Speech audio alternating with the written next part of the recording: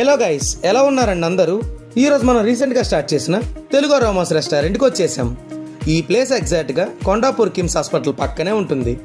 ఇంకా లోపల యాంబియన్స్ అయితే చాలా కొత్తగా, అలానే పల్లెటూరు వైపులో డిజైన్ చేశారు. ఏదో మనం విలేజ్లో ఉన్నాం అనిపించేలాగుంది ఈ యాంబియన్స్. ఇంకా మేము మెనూ మొత్తం వెతికేసి ఒక prawns pulao, chicken fry pulao, అలానే మటన్ నల్లి పలావ్ అయితే ఆర్డర్ చేసేసాం.